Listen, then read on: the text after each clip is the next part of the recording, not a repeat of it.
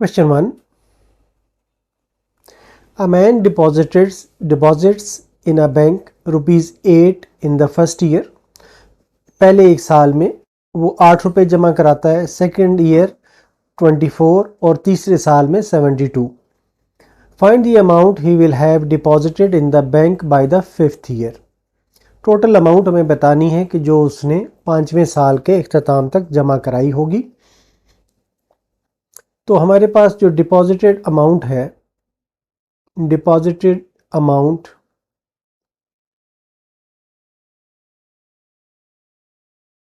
Year wise is given by, पहले साल में उसने 8 रुपये जमा कराए, दूसरे साल में 24, तीसरे साल में 72 प्लस ऑन, ये चलता गया. अब इनको अगर हम गौर से देखें तो ये एक जीपी बनाते हैं, which is a GP, geometric progression है. तो यहाँ पर हमारे पास जो A1 है वो 8 है, R जो है ये 24 डिवाइडेड बाई 8 या 3 है, N जो है ये 5 है. 5 ईयर्स के बाद हमने बताना है कि क्या होगा टोटल, और S5 हमने फाइंड करना है. तो हमारे पास जो फार्मूला है वो यूज़ करते हैं कि SN is equal to A1 R power N minus 1 divided by R minus 1. R अगर ग्रेटर देन 1 हो तो ये वाला फार्मूला हम यूज़ करेंगे, अगर लेस देन 1 हो तो फार्मूला यूज़ करेंगे 1 माइनस RN वाला. तो अब आ जाएगा S5 is equal to A1 है हमारे पास 8, RN जो है ये 3 पावर 5 आ जाएगा, R 3 के बराबर है तो N जो है वो 5 के बराबर है. 1 माइनस 1 डिवाइडेड बाई R 3 है माइनस 1, तो S5 is equal to 8 into 3 power 5 जो है ये 243 बन जाता है, माइनस 1 डिवाइडेड बाई 2, तो ये 2 4s आर 8 आ जाता है, या S5 is equal to 4 into 242, या S5 इज इक्वल टू, इसको मल्टीप्लाई कर दें तो ये आ जाता है 968. तो इस तरह टोटल अमाउंट डिपॉजिटेड जो आ जाएगी, टोटल अमाउंट डिपॉजिटेड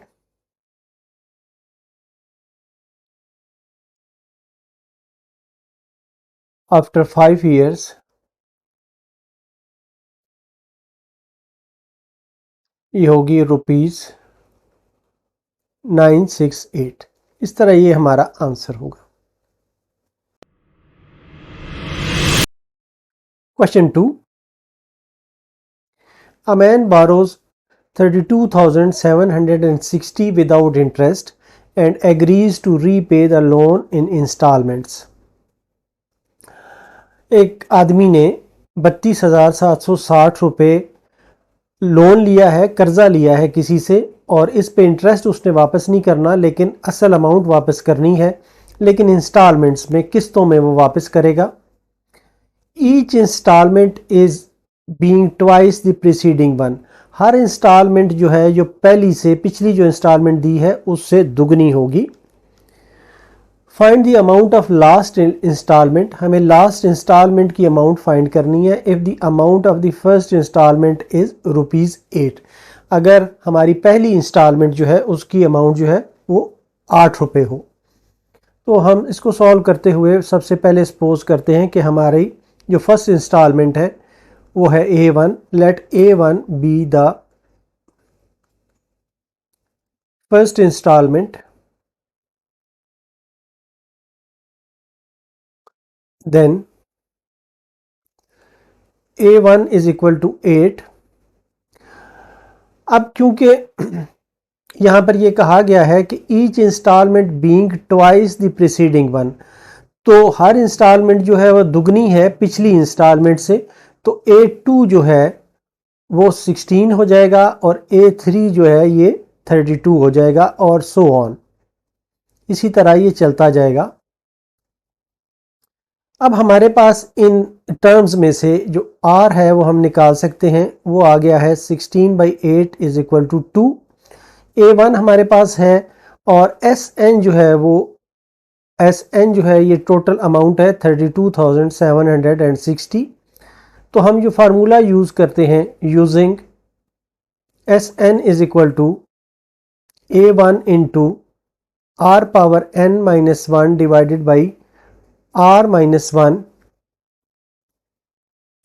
तो SN है हमारे पास 32,760 इज इक्वल टू A1 है हमारे पास 8 इंटू R है 2 और होल पावर N हमें पता नहीं है कि कितनी किस्तें वो देगा, डिवाइडेड बाई 2 माइनस 1 या 32,760 is equal to 8 into 2 power N minus 1।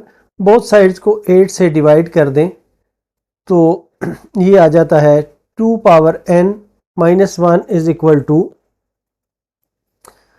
4095 आ जाएगा, या 2 power N is equal to 4095 plus 1 या 2 power N is equal to 4096। अब 4096 को अगर 2 की पावर की टर्म्स में लें तो ये आ जाता है 2 पावर 12। तो ये इंप्लाई करता है कि n इज इक्वल टू 12। तो इस तरह से उसकी जो टोटल इंस्टॉलमेंट्स होंगी वो होंगी देयरफॉर द टोटल इंस्टॉलमेंट्स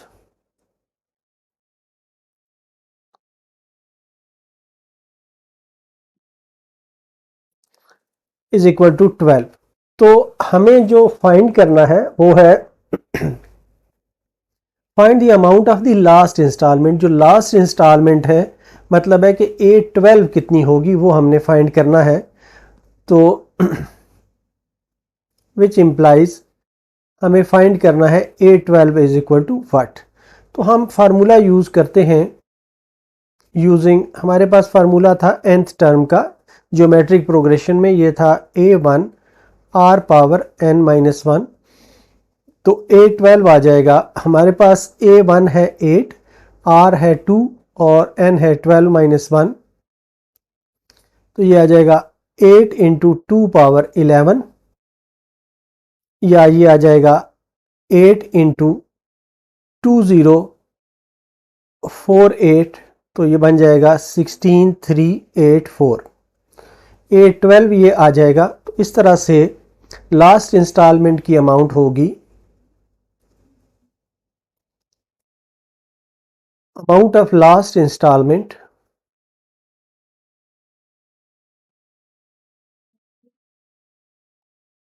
ये होगी ₹16384। ये हमारा आंसर होगा। Question 3,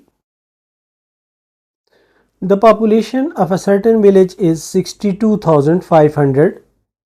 What will be its population after 3 years if it increases geometrically at the rate of 4% annually? एक गांव है जिसकी आबादी 62,500 है। हमें बताना है कि 3 साल के बाद इसकी आबादी क्या होगी अगर हर साल इस आबादी में 4% के हिसाब से इजाफा हो रहा हो। तो हमें जो गिवन पॉपुलेशन है, गिवन पॉपुलेशन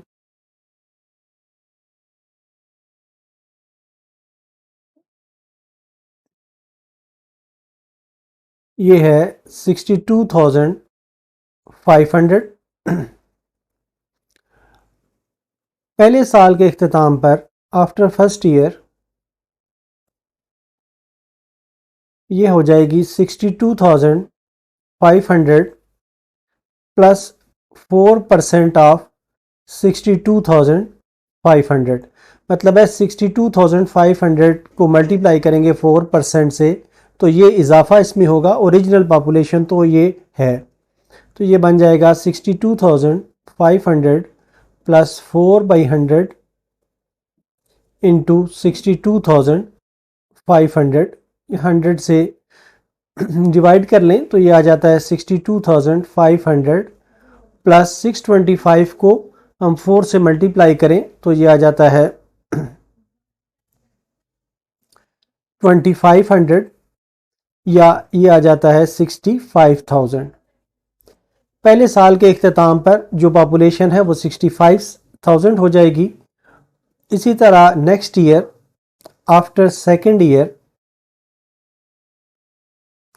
अब जो बेस पॉपुलेशन है वो 65,000 है और प्लस 4% ऑफ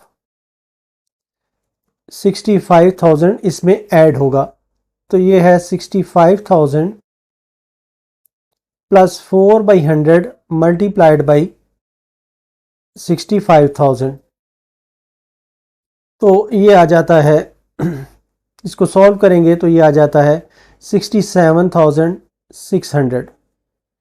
अब सेकेंड ईयर के अख्ताम पर 67,600 आ गई है। अब हमने थर्ड ईयर निकालना है। आफ्टर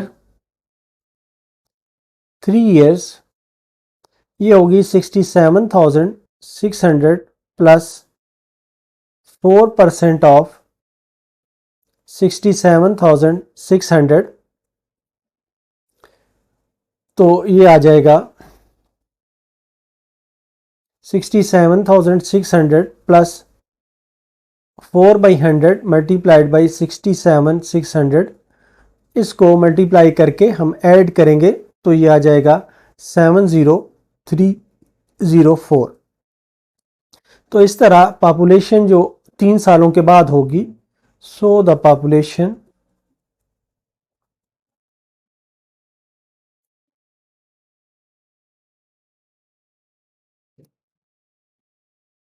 आफ्टर 3 इयर्स होगी 70,304। तो इस तरह ये हमारा आंसर होगा।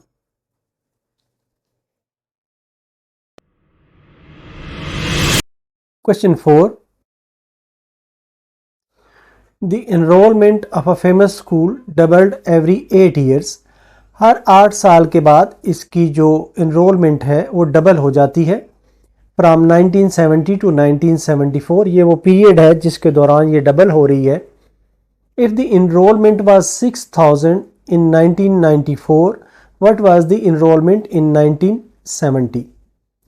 तो हमें ये बताना है कि अगर एक स्कूल है उसमें 1970 से लेकर 1994 तक हर 8 साल बाद स्कूल में जो बच्चों की तादाद है वो डबल हो जाती है। अगर ये तादाद 1994 में 6,000 हो तो बताइए 1970 में कितनी होगी। तो हम सपोज करते हैं लेट एनरोलमेंट इन 1970, ये बेस ईयर है, स्टार्ट है, ये ए है। अब ये हर साल डबल हो रही है तो एनरोलमेंट 8 सालों बाद डबल हो रही है, तो एनरोलमेंट इन 1978 जो है ये डबल हो जाएगी, ये 2A हो जाएगी। इसी तरह एनरोलमेंट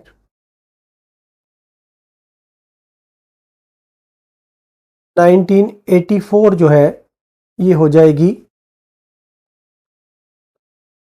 1988, 86 सॉरी, 8 सालों के बाद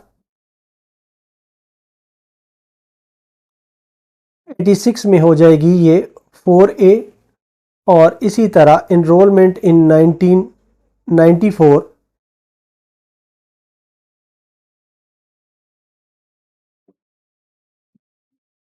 ये हो जाएगी 8A। अब हमें जो गिवन है वो है कि 1994 की जो एनरोलमेंट है वो 6,000 है। गिवन एनरोलमेंट ऑफ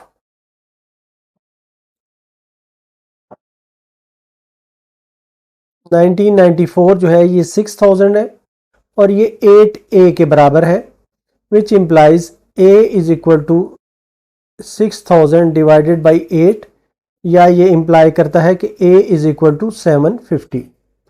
अब ए जो है ये 750 के बराबर आ गया है और हमें फाइंड ये करना है कि what is the enrolment in 1970। तो 1970 की जो इनरोलमेंट है वो ए के बराबर है। तो अब हम कहेंगे कि इनरोलमेंट इन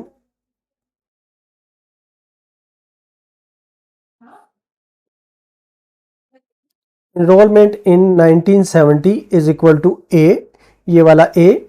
अब यहाँ से हमें ए मिला है कि 750। तो इस तरह से हमारा जो इनरोलमेंट आई है 1970 की वो 750 है। यही हमारा आंसर होगा।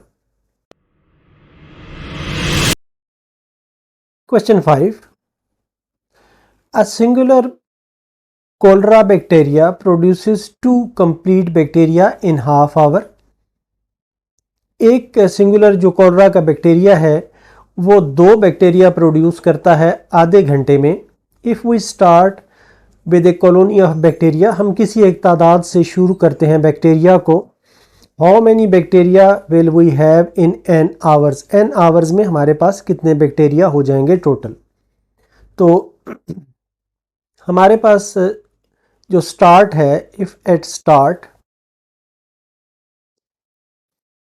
कॉलोनी ऑफ बैक्टीरिया जो है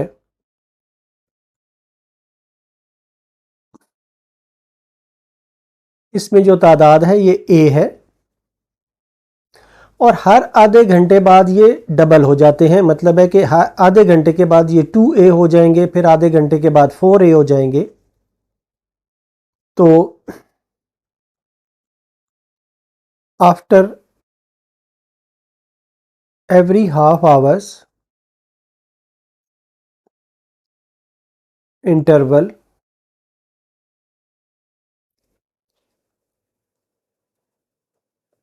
number of bacteria are,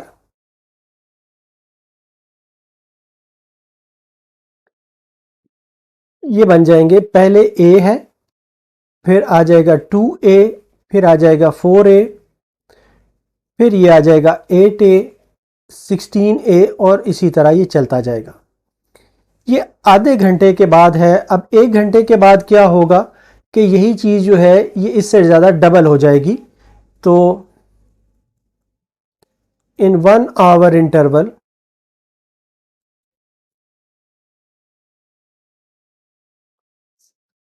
number of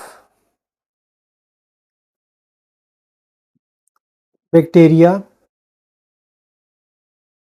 are, तो इस तरह अब ये जो तादाद आ जाएगी, पहले शुरू में ए होगा, फिर ये 4 टाइम्स हो जाएगा 4A, फिर ये 16A हो जाएगा और इस तरह ये कंटिन्यू करता जाएगा। अब ये जो सीरीज़ जो है ये हमारे पास जीपी में है, which is in GP geometric progression में है। इसमें हमारे पास A1 जो है ये A के बराबर है, R जो है ये 4A डिवाइडेड बाई A है या ये 4 के बराबर है और N जो है ये N+1 के बराबर है।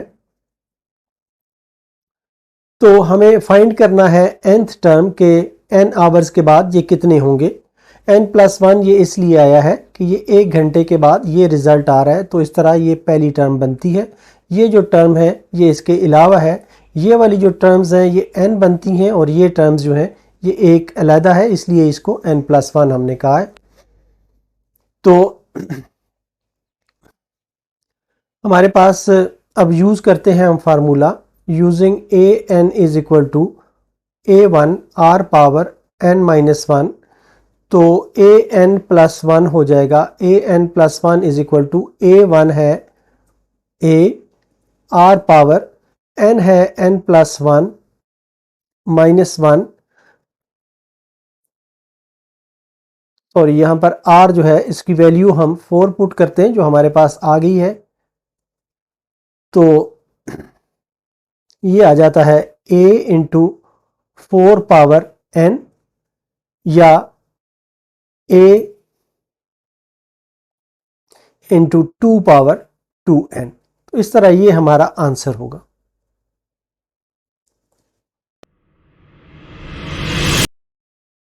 Question 6, joining the midpoints of sides of an equilateral triangle an equilateral triangle having half the perimeter of the original triangle is obtained। इसमें कहा यह जा रहा है कि हमारे पास एक इक्विलेटरल ट्राइंगल है जिसकी तीनों साइडें बराबर हैं, इसके मिड पॉइंट्स को आपस में आप जोड़ें तो हमें एक और ट्राइंगल मिलती है जिसका पेरीमीटर जो है, पेरीमीटर होता है इन साइड्स की लेंथ को जमा करें तो पेरीमीटर हमें हासिल होता है। तो इसके half the length of perimeter हमें ट्राइंगल मिलती है। मतलब ये हुआ कि अगर इस ट्राइंगल की, इस बड़ी ट्राइंगल की 3/2 लेंथ है तो इसकी जो होगी ये 3/2 डिवाइडेड बाई 2 होगी। तो इस तरीके से हमें अगर ये कंटिन्यू हम करते जाएं तो इनफिनिट तक जाते हुए हमारे पास जो टोटल ट्राइंगल्स फॉर्म करेंगी वो कितनी उनकी जो पैरामीटर की लेंथ है वो कितनी होगी। मतलब ये हुआ कि ये ट्राइंगल बनी है तो इसके आप मिड पॉइंट्स को जोड़ दें। इसी तरह ये ट्राइंगल बनी है तो इसके मिड पॉइंट्स को आप जोड़ दें और ये चीज़ जो है ये आप कंटिन्यू करते जाएं तो ये जो पेरीमीटर्स बनते हैं इनकी टोटल लेंथ कितनी होगी। तो हमें जो शुरू में लेंथ दी गई है वो है We form a sequence of nested equilateral triangles in the manner described above with the original triangle having perimeter 3/2। ये जो बाहर वाली ट्राइंगल है इसका जो पेरीमीटर है ये 3/2 है।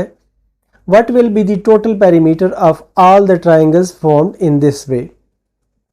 तो इसको सॉल्व करते हुए हमारे पास जो ओरिजिनल ट्राइंगल है उसकी पेरीमीटर है perimeter of original triangle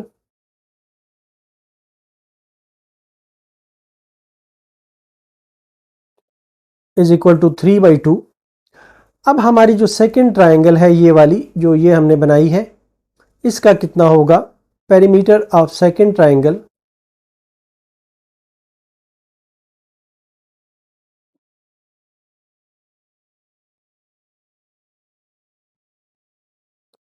ये है 3/2 डिवाइडेड बाई 2 या ये आ जाएगा 3/4। इसी तरह perimeter of third triangle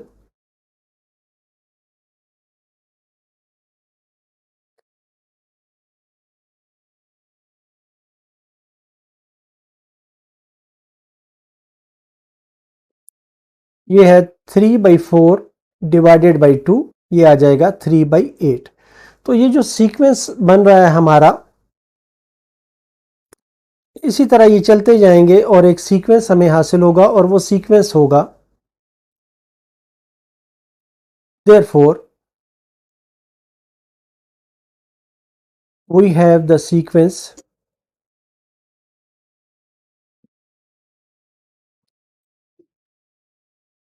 three by two 3/4 3/2 so on, ये आगे तक चलता जा रहा है।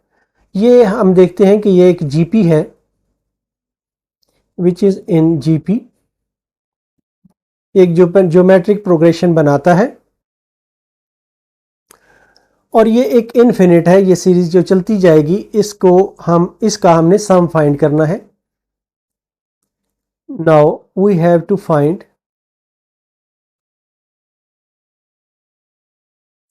the sum of infinite of this infinite GP।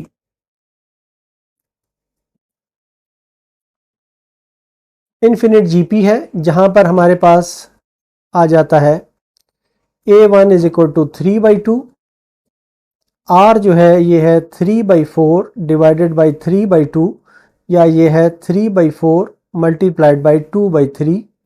ये कैंसिल हो जाता है और ये 1/2 आ जाता है। और n जो है हमारे पास वो इनफिनिट है तो हम जो फार्मूला यूज करेंगे तो यूजिंग द फार्मूला वो है Sn is equal to A1/1 minus R। तो A1 हमारे पास है 3/2 डिवाइडेड बाई 1 माइनस R, ये 1/2 है तो ये आ जाएगा 3/2 डिवाइडेड बाई 1/2। इस तरह कैंसिल हो जाएगा, तो ये इंप्लाई करेगा कि S N is equal to 3। तो इसके जो पेरीमीटर्स, ऑल ट्राइंगल्स के जो पेरीमीटर्स होंगे उनको सम करें तो वो 3 के बराबर आता है। तो हम कहेंगे कि टोटल